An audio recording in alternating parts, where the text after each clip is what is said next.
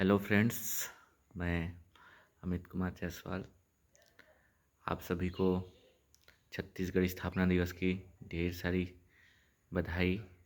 आज ही के दिन हमारा छत्तीसगढ़ मध्य प्रदेश से अलग होकर एक नया राज्य बना था। आज इस दिन को 25 साल पूरे हो गए हैं। आज स्थापना दिवस का सिल्वर जुबली ही बोल सकते हैं। और आज ही के दिन हमारी देश की पहली महिला प्रधानमंत्री श्रीमती इंदिरा गांधी, जो आयरन लेडी के नाम से भी जानी जाती हैं, उनका पुण्यतिथि है। तो उनको भी हमारी तरफ से श्रद्धांजलि। आज का ये वीडियो बनाने का मेन मकसद ये है कि अभी 4-5 दिनों से आप सभी देख रहे होंगे कि बहुत ज़्यादा मौसम ख़राब चल रहा है। अभी ये समय है कि किसानों का जो भी फसल लगे हुए हैं, धान की खेती हुई है, उसका काटने का और अपने घर में ले जाकर उसको थ्रेशरिंग करके मंडी में बेचने का समय आ रहा है। कुछ दिन बाद मंडी भी चालू हो जाएगी। अभी छत्तीसगढ़ शासन की ओर से मुख्यमंत्री जी का एक बयान आया था कि 15 नवंबर से वो धान की खरीदी चालू हो जाएगी। और उन्होंने रेट भी 3100 रुपये, जो पिछले साल भी था उतना ही है, इस बार रेट भी नहीं बढ़ा। और मौसम को देखते हुए लग रहा है कि इस साल किसानों के साथ कुछ ज़्यादा ही बेरुखी हो रहा है। पहली तो बहुत ज़्यादा बारिश हुई, जिसकी वजह से भी फसल ख़राब हुए। और अब फसल जो हो गए हैं उनको अब जब काटने की बारी आई और कुछ काट भी लिए थे, तो इतनी ज़्यादा पानी गिर गया अभी कि खेत में ही फसल सड़ने के कगार पे आए। खेत में पानी भर गया है और फसल कटा हुआ है।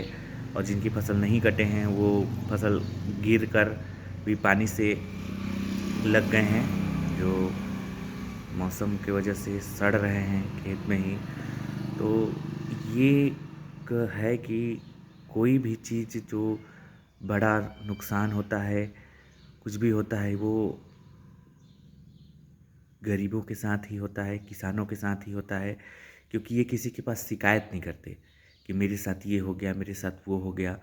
और मैं ये चीज़ देखा हूँ कि जब अभी हम मंडी में धान बेचने जाते हैं तो पंजीयन होता है, तो उस समय हमसे एक बीमा भी कराया जाता है कि हमारा फसल नुकसान होगा या कुछ भी होगा तो उसका हमें भरपाई किया जाएगा। लेकिन मैं आज तक इतने दिन से मैं भी खेती कर रहा हूँ, मेरे घर में किसान हैं, मेरे पापा खेती कर रहे हैं, उससे पहले मेरे दादाजी खेती करते थे और अब मैं भी खेती करना चालू कर दिया हूँ। तो मैं देखा हूँ कि आज तक कभी हमें फसल बर्बाद होने का या किसी भी चीज़ का भरपाई तो नहीं हो पाया है।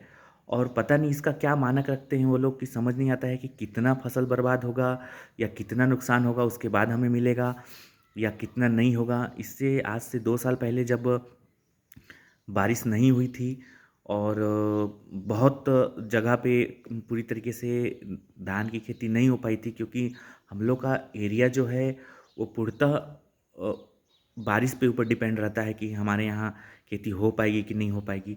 और इस साल आप लोग देखे भी होंगे कि अतिवृष्टि हुई, जिसकी वजह से किसानों को बहुत नुकसान हुआ।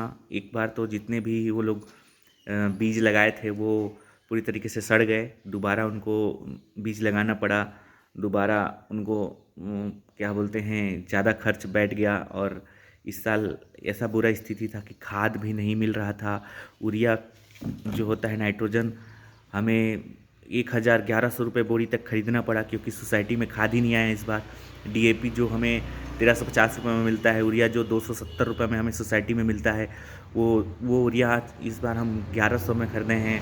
डीएपी जो 1350 में गवर्नमेंट हमें उपलब्ध कराती है, वो 2200, 2100, 2200 तक खरीदारी हुआ है। तो हर तरीके से सिर्फ किसान ही परेशान हुआ। इसमें बीच के जो बिचौलिए थे वो बहुत ज़्यादा, उनके पास खाद था, उनको मिला, वो बेचे, लेकिन हम किसानों को जहाँ से मिलना चाहिए सही रेट पे नहीं मिल पाया। तो इन सब एक बहुत सवाल है मन पे, लेकिन हम सवाल करें भी तो किससे करें, हमारा तो कोई सुनने वाला ही नहीं है। तो आई होप मैं क्या बोलना चाहता था या क्या मैसेज देना चाहता हूँ आप सबको समझ में आया होगा। तो यही है। अब ठीक है, जैसा है चल रहा है, चलेगा। जब तक चल रहा है तब तक चलेगा। और मौसम की वजह से भी बहुत मार हुआ है इस बार। तो मैं इतनी बोलकर आप सब लोग को सोचने के लिए बोल रहा हूँ कि कभी भी हमें देख ताक कर, सोच समझ कर सरकार चुननी चाहिए कि कम से कम हम किसानों का हित में काम करें। आज ऐसी स्थिति आ गई है कि आप देखिए तो बिजली बिल, जो पहले मैं बता रहा हूँ आपको, जो बिजली बिल हमारा पहले 250, 300, 400, 500 के लगभग आता था, अभी जस्ट वो बिजली बिल 3 गुना के लगभग हो गया है। 1200, 1300 रुपये बिजली बिल आ रहा है। तो इनकम एक साइड से कम हो रही है और खर्चे बढ़ रहे हैं।